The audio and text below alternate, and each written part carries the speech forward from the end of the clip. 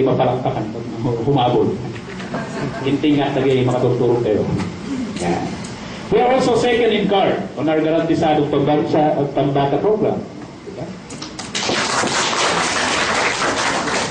We are 6 provinces and 2 cities in CARD. So it's worth mentioning na nag-second naman tayo. Yeah. In 2010, we received the award. We are the Regional Green Banner Awardee on nutrition. Si Vice Governor ang kumuha ng pwede. Yeah. And if we will win again, diba, Doktora? If we will get again the Green Banner Award this year, then we will be eligible to compete in the national category or nutrition. So, wala hamate, kalot dahil naman Norris at Tagaypugaw, bukod mo Tagaypugaw na, ibon na. Ano ka nga? Kami Tagaypugaw na ito. Pero ba? Seryoso kayo? Okay. And lately, we have launched our rural health midwife to geographically isolated and depressed areas. I hope that the Sangguniang Palaluigan will support this in the 2012 budget. We pioneered this from our savings, and thank you. I would like to mention it here. Thank you for approving our request for a realignment just to jumpstart this program. We had currently fielded our second batch. On the PhilHealth, to support the socialized health program of our present administration of Pinoy. Ito lang, medyo bumaba tayo. Out of 18,000 enrollees for the previous calendar year of 2010, bumaba tayo ng 15,755 for this calendar year. Bubulyakan tayo ni Iraija, nandiyan yung PhilHealth Fund natin.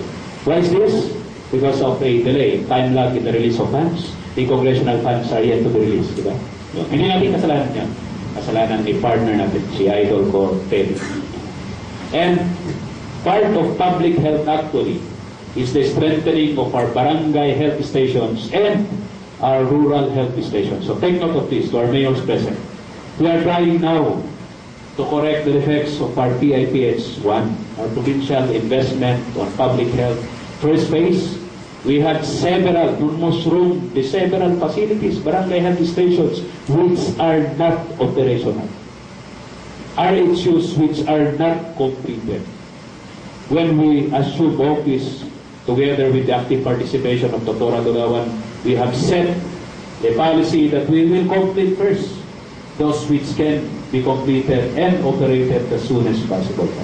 Currently, ongoing completion of the RHU of Banawi, the RHU of Lingon is being undertaken. We have pioneered 2 DHS, one in Tumligan, which we hope to operate before the year ends, and one in Buliwong, Lagawi, one in Turi of Asipul. We can start with the rest of the DHS. 2 in Lamon, Talag, diba? Bumilag and Piesa, which are currently ongoing. And hopefully we can equip this. Our RHs and GIDA will complement these facilities and equipments because we need manpower also. That's why I'm pleading with the SP to support RH and GIDA because this is the personal complement of this infrastructure and equipment. Then lately, thanks to the active participation of one of the members of this August body, the Honorable Robert Pumiwan, we had our very own Red Cross chapter in Ifugao. Sa curative side naman natin, we are referring to our one and only dilapidated Ifugao General Hospital, 6 dilapidated provincial hospitals. Unfortunately, this is one of the loopholes, and I'm not afraid to mention it here. This is one of the loopholes of devolution when the local government code was implemented January 1st of 1992. For 3rd income plus LGUs and down 4th, 5th, 6th income plus LGUs, they cannot actually sustain and operate the devolved health facilities. In Ifugao, we are still struggling to maintain our only general hospital and 6 provincial hospitals. But there is a silver lining in the clouds. Hopefully by next week, we can start the construction of the new IGNs at Poblacion North, Lagari.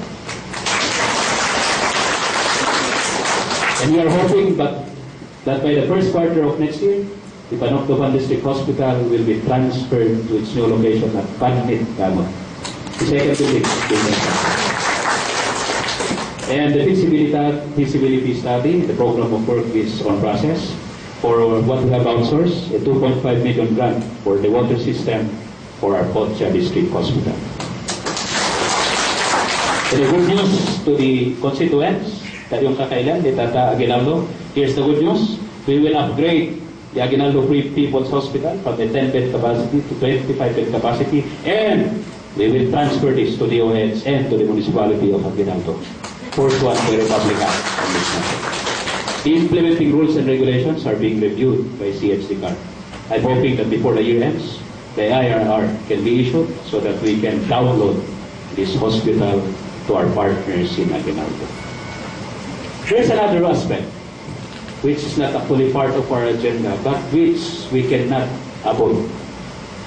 The state of our calamity preparedness. Lately, Republic Act 10121 was passed, mandating us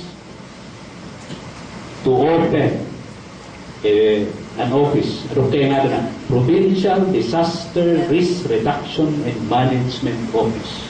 We had complied with this mandate of the law even before its implementing rules were signed. When we assume office, realizing that calamity is an innate part of our province and our lives, we had designated our provincial warden, formerly Provincial Warden Jerry Gano, as our Disaster Risk Reduction Office. We had opened our disaster center at the basement of our Provincial Engineering Office. We had stretched our meager funds on job orders to sustain and hire the support staff in accordance with the law. We had outsourced a patrol vehicle from SN Aboitiz.